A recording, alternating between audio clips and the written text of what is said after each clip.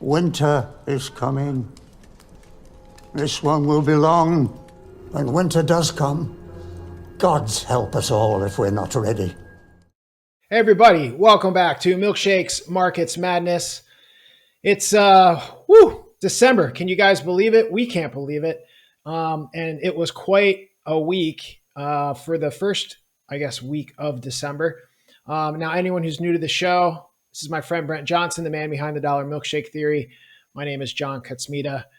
Every week we come at you with our views on the markets, give you some hot takes on what's been going on. This is our full-length episode. We have other types of segments we do. This one's going to be a little bit longer than those other videos, but you can check them all out on our YouTube channel at Milkshakes Pod. Brent, let's talk about the week. I mean, I really felt like looking at all the stuff that was going on. This to me felt like one of the biggest weeks of the year.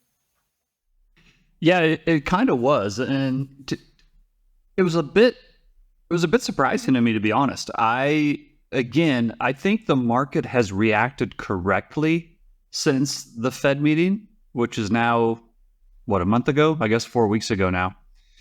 But I just think the magnitude and the fervor with which the market has reacted to every little hint of dovishness has really gotten ahead of itself. And that's not to say that it can't go further. I kind of feel like we're at a place now where either we're going to jump higher or we're going to have a really hard pullback. I don't think we're just going to sit where we're at. So it was a very, very, it was a big week. I guess that's the best way to say it. Like you said, it was a big week.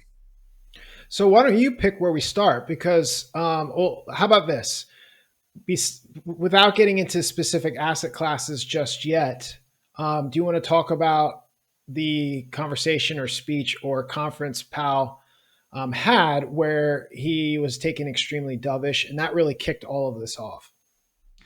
Well, yeah, and so this is a good place to start because it kind of dovetails on what I was just talking about. I think, again, coming out of the Fed meeting, I think Powell was dovish, but I don't think he was uber dovish.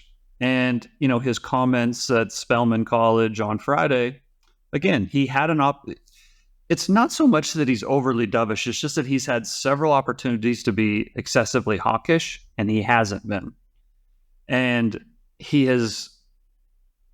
the market has said, when he has said it's something even slightly hawkish, the market has basically just shooed it away and said, yeah, right.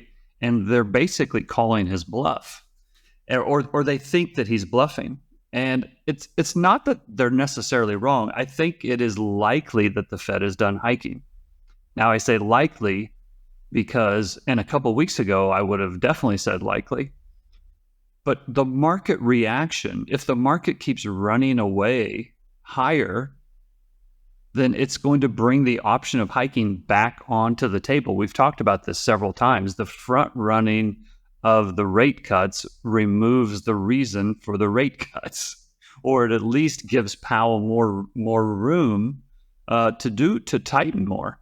And I think he's been pretty clear that a lot of the work, and he'll say things like, by front end loading this, a lot of the work that we need to do has been done. And now just by sitting and waiting, the market will tighten. And, we haven't, and he'll say things, we haven't seen all the effects of the rate hikes that we've already done yet. And people take that to mean that there will be no further hikes. And again, I think that's probably right. But what I also think the market then says is, okay, then that means the next move is a cut. And that's probably true, but I don't think it happens nearly as soon as the market seems to think. And in my opinion, the further the market goes higher, the less likely it becomes. So if the market continues to run higher into March, then we're not going to get a rate hike or a rate cut in March.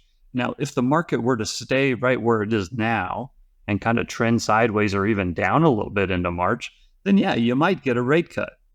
But the market, again, I think that it's directionally correct, but I think the magnitude has just gotten way ahead of itself. In other words, if the market had rallied 10% between the last Fed meeting, which was the beginning of November, and the end of January, then I would say, yeah, you know what? We may get a rate cut in March or April or May or sometime in Q2.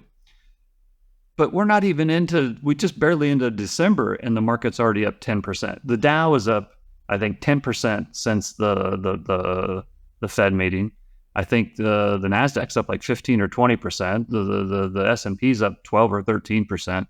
So again, it's not that it's wrong. It's just, in my opinion, it's gotten ahead of itself. And I continue to hear so many people say the Fed is cornered. They'll say there's no way that the Powell can get a soft landing, but yet he's done all these rate hikes. The VIX is at 13. Equities are at their all-time highs, and unemployment is low. So how is he not getting his soft landing? Do you see what I'm saying? Like, and this is where I think we're headed. We're headed for either this magnificent blow-off top that then crashes back to the ground, because blow-off tops always crash back to the ground, or we're not going to get these rate cuts that everybody thinks we're going to get. And so, we're at a place now, John, you and I have talked about this all year, is that we've kind of gone violently sideways. But at this point now, markets are up pretty significantly. As of the end of October, markets were basically flat for the year. The Russell was down for the year. The Dow was down for the year. S&P was up a couple of percent. The Nasdaq was still up quite a bit, but everything was pretty much flat to up slightly for the year. And now a month later, everything's up significantly for the year. Even bonds are up now, right? And so, we've come so far in just a month that if we were to continue at this same pace for the next 2 or 3 months, there is absolutely no reason that Powell would need to cut. So I feel like I'm kind of repeating myself at this point, but I think that's where we're at. And I will say that I'm pretty uncertain what's going to happen now. I usually am happy to give my opinion, and I'll do it now too, but I don't know what's going to happen next. But I don't think we're just going to go sideways. And I don't think we're going to go sideways into the end of the year. We may end up at the same levels we are right now between now and the end of the year, but I don't think it's going to just flatline. I think we're going to have either a big up move and then a big down move, or a big down move and a big up move, but I don't think we're going to be flat. I think it's going to be a very volatile month, and I think it's probably going to be a volatile 5 to 6 months until we get to this period where everybody thinks we're going to have these first rate hikes. And when I say volatile, in both directions. Well, I thought you were going to go towards this notion that it's been violently sideways all year, but we kind of broke out of that sideways trend, and everything is just screaming higher. You did mention that, hey, it could be a potential blow off top, but maybe not. I feel like the bears are out there doing their best Rocky, saying that I ain't hear no bell, So here we are, with this huge run up. But by the time we do a next episode, we could be back down to where we were before this run up, and then violently sideways gets to, maintain the theme. And listen, I'm going to hold up my hand, and, I think all year, in fairness and in total transparency, I've been too bearish this year. But as of a month ago, that bearishness was correct, right?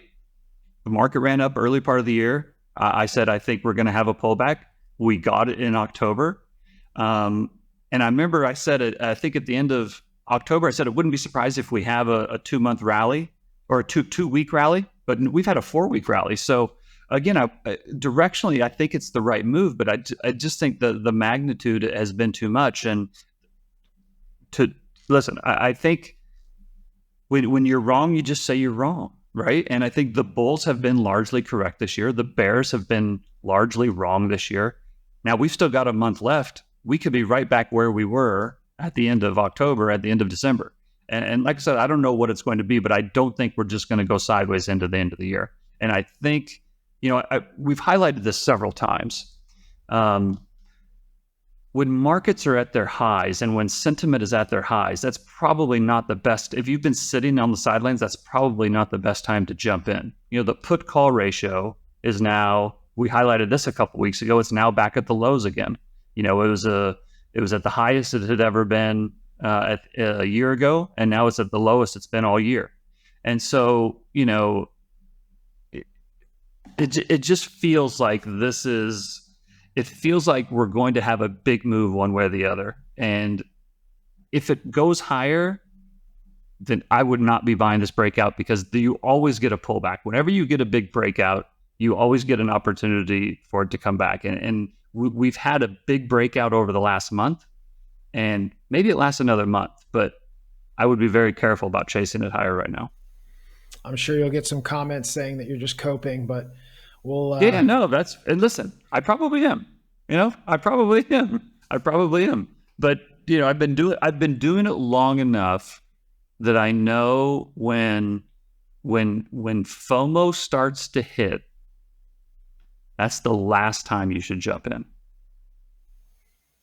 Well, look, you've made the point here in this start to this conversation and many others that, the reaction is good, the magnitude is wrong, and that as long as the market keeps creating this frothiness, this fervor, the FOMO that's pushing asset prices up higher, there's no reason for the Fed to cut. And to me, it feels like even before this recent move, but just all year, it kind of felt like the attitude that the Fed had to cut simply because they were raising, right? That they always get it wrong, and rate hikes always lead to rate cuts. I think one of the pieces from that narrative that was consistently missing and still is from this animal spirits reaction lately, particularly to Powell's comments, is that those rate cuts happen after some sort of crisis. So it's interesting to me, and you had commented on this, but right now the March rate cut odds, and I'm assuming this is based off of Fed funds futures, is now showing an 80% chance of a cut in March. And to me, it's like, well, basically what the market's in theory is predicting is some sort of something blowing up. So the last thing you'd do is jump into the market aggressively.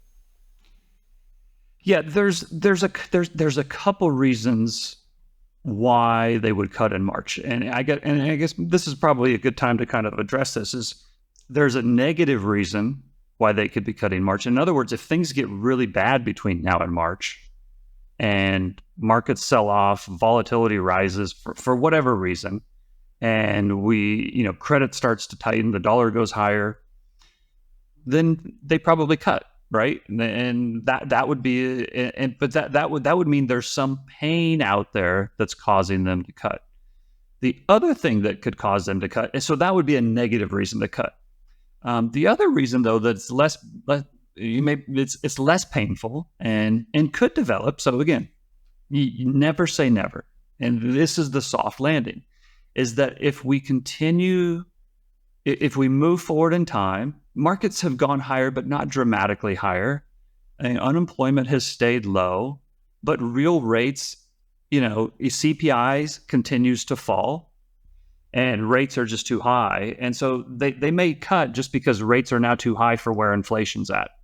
And so, and in that scenario, that could actually be a bullish thing, right? And that's the soft landing. I think the odds of the soft landing are low, just like a lot of other people think that the odds of the soft landing are low, but I don't think they're impossible. So I think you have to be open to that. And I think the other thing that I want to say here is I don't want people to confuse me as being a perma bear, because I'm not. When I first started talking about all this stuff back in 2018, I said that equities are going to go much higher in the years ahead. Just the other day, I tweeted out that I think the Dow's going to 50,000. I think the S&P is going to 6,000.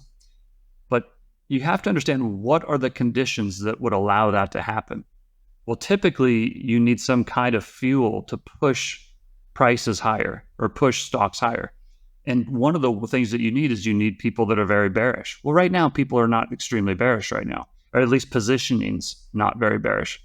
But if we were to have a pullback, a hard pullback, maybe harder than what we had in September, maybe hard and maybe cause a little bit of pain, and now everybody's on the short side, and then the Fed cuts, and maybe they even go back to QE, that could send the market higher. And I think, for all the reasons that we've talked about, with the U.S. and U.S. dollar being the port in the storm and capital flowing into it, I think that we're going to see much higher equity prices in the years ahead. I just don't think that we're going straight there from here. Now, can I be wrong? I can absolutely be wrong. And that's why I am long equities. And so even though I've made money over the last month, I'm a little confused by it, and I don't think it's going to last. But if I can make money while I'm being wrong, I'm happy to do that. And so that's where I'm sitting here trying to figure out what, we've had an okay year, not a great year. We're long equities, we're long gold, but where does it go from here? And I'm not ready to just throw caution to the wind and say, okay, the worst is behind. They're going to cut. It's smooth sailing from here. That's what the market's saying. I'm not in that camp right now. Yeah, I get your point about, although it's not your base case, what a soft landing might look like. To me, we're not even close to either one of these situations, and the market's already ripping higher. If we got to the point where, on the premise that, real rates were getting much higher because where the Fed was positioned versus inflation, that for some reason was justification to take, loosen the noose a little bit, I can only imagine what markets would do. That's why I kind of feel like the thing that causes rate cuts is something dramatic, and there's such an absence of fear. And there's something that needs to completely grip the market and turn this thing into almost a panic where the Fed can cut without creating the very environment they're creating right now just by saying the wrong words. Now, you're also talking about, long term, or even long term could be 10 years. It could be the next 2 years. You can see markets going much, much higher, but you feel like it's going to require more of a bearish sentiment. Now, can you explain why? Is that short covering? Is it because, bull momentum eventually, or a bull market eventually loses steam and momentum and just needs to kind of rebalance? Where is the bearish aspect of that necessary to push to new all-time highs? In the normal circumstance, you wouldn't necessarily need to have a panic lower than to give you the fuel to rocket higher. But because we are where we are in the big picture of the global kind of super debt cycle, I don't feel like we have enough global growth to just grow at 10 to 20%, or for equities to rise 10 to 20% a year for the next 2 or 3 years with no problems.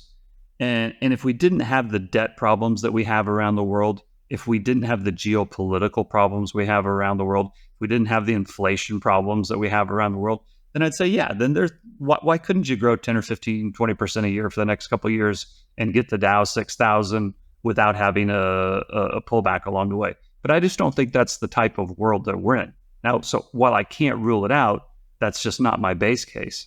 And I feel like because of all the debt in the world, and because interest rates are where they are, and because, as Powell himself has said, when Powell says the full effects of what we have done have not been felt yet, that is him saying there is more pain coming, right? And so when the market basically does the exact opposite of what he says is coming, they're basically calling his bluff. And again, I understand why they're doing it, but I think they're wrong. Now, can I be wrong? Of course I can be wrong, but that's the idea. Is this is my point, is I don't think they're actually listening to what Powell's saying. I think they're hearing what they want to hear. And while I think he is saying there's probably no more rate hikes, he is not saying we are going to have cuts. That doesn't mean there won't be cuts, but he is not saying that. But that's what the market is hearing, because typically, I think the first rate cut typically comes 8 months after the last hike. So 8 months after the last hike is like the March or April timeframe. And so I think that's why the market is pricing in like 80% by March and like 100% by June or something like that. And so, but again, if we don't have pain between now and March, why on earth would he cut? And so again, I try as much as I can, especially in an environment like this where emotions typically run markets anyway. The people need to realize that markets typically run on emotion. And when they run really hard, they typically run on high emotion. So whenever a market is running on high emotion, I try to be as logical as possible, because I get caught up in the emotions too. And so whenever I feel myself getting caught up in the emotion, that's when I step back and I just try to be uber logical. And so when I listen to what he's actually saying and be logical about what's the steps that would have to happen in order for him to cut, I get to the much more likely reason for him to cut is pain, as opposed to the benign reason that we were talking about. And so that's why I lean towards him either not cutting or there has to be pain in order for him to cut. So we'll see. Well, I was going to ask you, you did say, you made a comment about, the market interpreting him wrong a few times now in this conversation, but I was going to double down on that topic specifically by asking who's wrong, because between more or less the bond market, which had a huge rally. I mean, really, it's been a month-long thing, but the last 2 weeks and even this week. So it's been the best month since 2008 for bonds. And despite endless amounts of banter about bond bloodbaths and everything else, and we've certainly had used that narrative here, many of the bond indexes are now positive on the year, which is such a wild turnaround. And so now for me, when I'm looking at the bond market, there's two components. There's the short end and the long end. I feel like they have been moving in the same direction for different reasons. The Fed is raising rates because of inflation, but that monetary policy feels like it has more of a direct impact on the short end. The long end, I feel like, moves more specific, not so much what the Fed policy is doing, but what they're reacting to. So the long end is trying to get ahead of inflation, which the Fed did a poor job of controlling. So if you've got this big rally, I mean, it's across the entire curve, but for me to see the long end do what it's doing, to me, that's they're sending a signal that they're not worried about inflation anymore. Yes, Powell said certain things that were dovish. This means rate cuts could be in the future. But I think the long end is moving more on the idea that there's inflation's now in the rearview mirror. But when you look at what gold did, moving to an all-time high, stocks up 19% so far for the year, big move this week. Who's wrong there? And I think particularly between gold and bonds, because I think they're moving for two different reasons. One's kind of, inflationary monetary policy, call it somewhat dovish. And I feel like bonds are reacting to something more of a hawkish environment. Well, to me, to a little bit, the long end is now saying that rate cuts are done. And I think to a certain extent, to me, the long end is saying that we're probably going to have either, not necessarily like a crisis, but more pain, right? And therefore yields are coming back down and, bonds are being bought. And so again, I think I hate it when people say the markets are wrong. If I said the markets are wrong earlier, then I'm the one that's wrong. The markets are always right. Now you can think you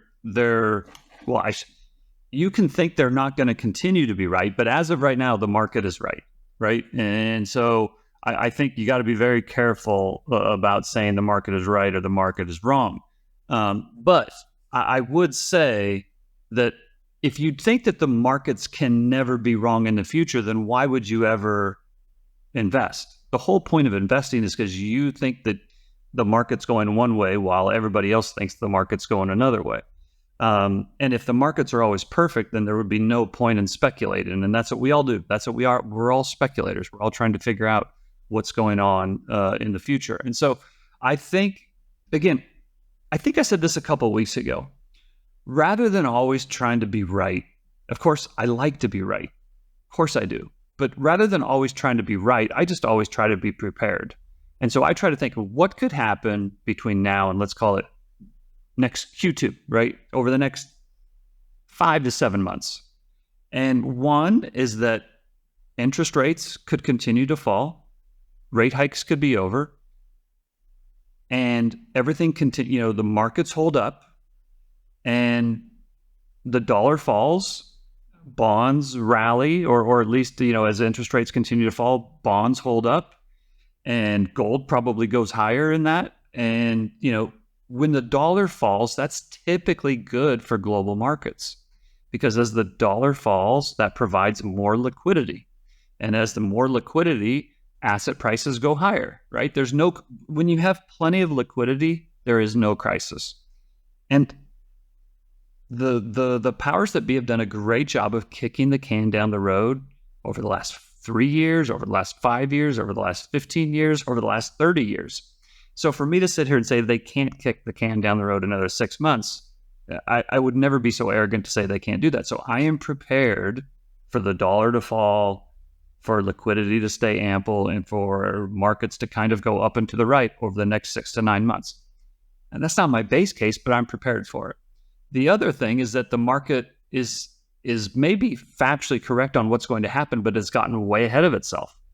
And maybe there will be a crisis of some sort, whether it comes out of the United States or Japan or Europe or China or Gaza or Israel or Turkey. There are numerous places where some kind of a credit event or some kind of a crisis could happen, which could then, piggyback onto other things, and you get a little bit of contagion.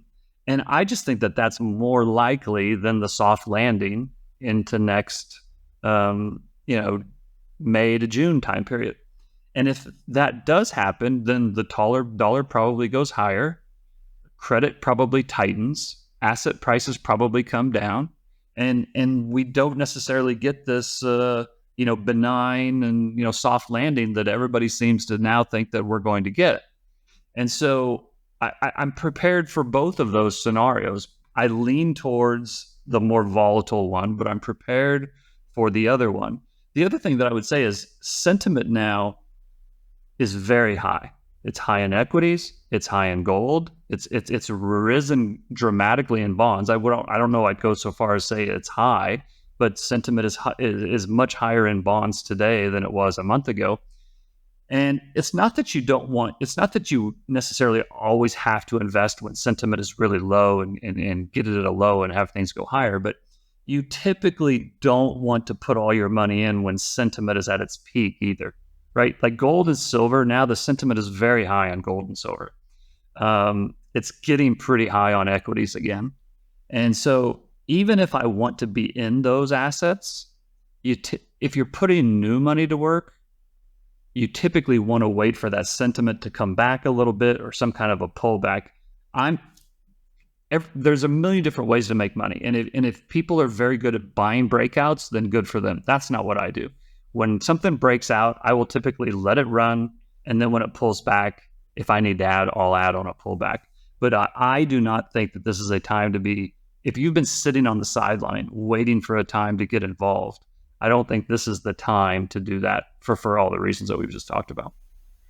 Now, you use technical analysis, I think, mainly to tell a story. You're not day trading, using charts as your main justification for taking a position or adding to a position. But there has been, from a technical view standpoint, this so-called triple top in gold. Does that mean anything to you? I mean, even though, again, you're not using technical analysis as voodoo, but are you looking at that and being like, this is showing that the market just can't make that break? Well, it can make so I think the chart on gold it's an extremely bullish chart if we break through kind of right where we're at. I kind of feel like gold is probably going to make an all-time high sometime in the next couple of weeks. And then I don't know, and I'm glad I already own gold. I've owned gold forever. I'm glad I don't have to buy it right now because I don't like buying these breakouts. My guess is that it'll pull back in Q1. And so even if it goes to 22 or 2300 sometime in the next, let's call it month or 2 or 3 weeks, I wouldn't buy gold then. I would wait for it to pull back in January, February, March, pull back to 2100 or 2000 or 1900 or whatever it is and buy it there. And here's the reason is everything that, number one, there is nobody calling gold to break out right now that didn't also call it for it the last 3 times that it didn't. Okay. Nobody has been sitting on the sideline for the last 20 years and just bought gold in October, timed it perfectly, and now it's going through a 2000 and they have all these reasons to buy gold now. All the reasons to buy gold now are the same reasons to buy it in 2022, and 2021, and 2020, and 2015, and 2010, and all these other, So the story for gold is not new. And I am so bullish gold long term that you know that I'm a closet gold bug. But if you look at gold right now, if we have the dollar fall over the next 3 or 4 months and interest rates go down over the next 3 or 4 months, gold will probably be at $2,300, $2,400, $2,500. That's not my base case for all the reasons that we just discussed. The other thing is that if you look at the sentiment on gold now, it's very, very high. If you look at the positioning on gold, it's not super bearish, but it's not super bullish either. And if gold does make it to an all-time high, let's say it makes it to an all-time high in the next 2 or 3 weeks, then sentiment is going to be uber bullish. The positioning will be bearish, and then that will be a reason for a pullback, in my opinion. Now, I know there's people out there saying, Brent, you say this all the time. How can you say you're a gold bull when you always say gold's going to pull back? And I would just say, listen, if I've said it's always going to pull back, hasn't it always pulled back? I mean, if it's been at this level 4 times over the last 3 or 4 years and we haven't broken through, haven't I been correct to say it's going to pull back? Now, I'm the first to admit, maybe I'm wrong this time. Maybe it'll bust through that and maybe we'll be at 2,300 or 2,500, in which case I'm fine with that. I'm fine being wrong and having gold go higher. I'm just telling the people listening all the reasons why this is a time where gold has typically pulled back. All the signs that told me gold was going to pull back the last 3 times are present again now. And so I don't ignore those signs that told me last time. Can I be wrong? I can absolutely be wrong. Can I be wrong on equities? I can absolutely be wrong. The other thing, John, is I would say is most people, I'm obviously known for my views on the dollar, and people think that I'm just uber long the dollar. But the reality is that my portfolio is short the dollar. Yeah, people are like, what? You're the long dollar guy. But I own equities. I own gold. All our clients own real estate. We own commodities. That is because assets go up and to the right and fiat currency loses value over time. So that means my portfolio is predominantly short the dollar. It's even more short other currencies. But if you are long assets, you're short the currency that underlies it because you think it's going to go up relative to the value of the currency. But because I understand what a rising dollar versus other foreign currencies, how that affects prices in the markets, I always have some kind of a protection or a hedge, or I'm ready for a pullback in asset prices because of what the dollar will do. And I just feel like one of the most underappreciated risks out there is the possibility of a rapidly rising dollar. And here's the reason. And I know people are saying, but Brent, the dollar went to 100, it rallied to 106, and now it's back at 103. And it fell hard on Powell's comments on Friday. And it fell hard after the Fed meeting a month ago. And it's true. It did. But here's part of the reason that it has fallen. Part of the reason it fell earlier in the year was the expectation that rate cuts were going to happen and that other countries around the world were going to raise rates. And that's still the reason now. But what happened over the last week is the dollar went down to like 102.5. And then we had inflation data out of Europe come, and it fell lower than people expected, which reduced the likelihood of rate hikes in Europe. Currencies trade relative to each other. So now a lot of the reason that the dollar's been falling is because rate cuts in the United States would make the dollar less valuable versus the euro. But if Europe is going to now have rate cuts as well, it removes that reason for the dollar to fall. And I think that's very possible to see around the world as well. In other words, you're not going to have a situation where rate cuts start happening in the US and they don't happen anywhere else. Now, typically the Fed does lead. So it's very possible the Fed cuts first, but you're not going to have a situation where the Fed is dramatically cutting interest rates and Europe is raising rates. You're not going to have a situation where the Fed moves to easy monetary policy and China moves to tight monetary policy. That's just not the way the world is set up right now with all the debt in the world. And so it's for those reasons, and because I still think it's possible that we get a dollar that rises much more rapidly than the market is pricing in, I have to be cautious on the assets that I own, especially when the sentiment on the assets that I own are extremely high. That's just, again, that's removing the emotion in the markets and being hyper logical about what could potentially happen. And one of the aspects of the dollar milkshake theory is that both dollar and gold will rise together because of that relative world argument.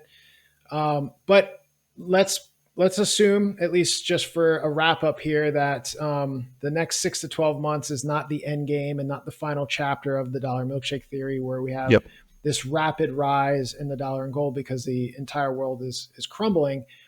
The risk here is, and the message for everyone to be careful is that, yes, a falling dollar lifts asset prices, but if we have some sort of crisis that actually does drive the Fed to cut, not for soft landing reasons, but for bailing out the market reasons, in that knee jerk moment, it's very frequent that investors sell the most liquid thing, which is gold. So, the baby goes out with the bathwater. So even in a crisis where the dollar is to some extent weak, you may also see a big pullback in gold just because people are trying to raise liquidity from the one thing that there's always a market for.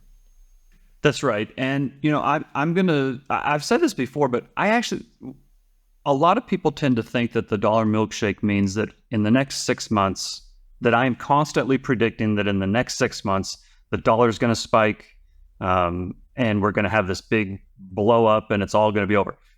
This is going to take another 4, 5, 6 years to play out. There's going to be times where the dollar runs higher. There's going to be times where the dollar runs lower. There's going to be times where equities rally. There's going to be times where they sell off. There's going to be times where gold rallies. There's going to be time where it sells off. And, this is going to be a back and forth thing. And I think this is going to last a lot longer than a lot of people think. I don't think this is like an end game scenario in the next 6 to 12 months. And then we're through the fourth turning and now we're back to the spring. I think this is going to be a long fourth quarter. And, we're going to be up and we're going to be down. And, and I'll say that I've said this several times, but I'm going to say it again, especially in case there's anybody new listening, is just because I say I think this is going to happen or this is going to rise or this is going to fall, it doesn't mean that I'm buying that or selling that. Again, our assets are pretty sticky. We don't really change our asset allocation that much. So if I say gold is going to fall, that doesn't mean I'm selling gold. It doesn't mean I'm telling everybody to go out and short gold. It just means I'm not expecting the gold that we already own to pay off in a huge way over the next 6 months. Now, if it does, that's great. I'll be totally fine with that. Same thing with equities. If equities go higher, and I'm not telling everybody that they need to sell all their equities right now and just sit in cash. I'm just saying be prepared for them to pull back because they've come a long way in a month. And so I think it's really important to differentiate between giving a forecast of where you think things are going and what that necessarily means that you should be trading your portfolio. I think it's just trying to figure, again, it's rather than trying to be right about everything, try to just be prepared for everything and try to understand what are the conditions that would have to happen to cause Powell to cut rates.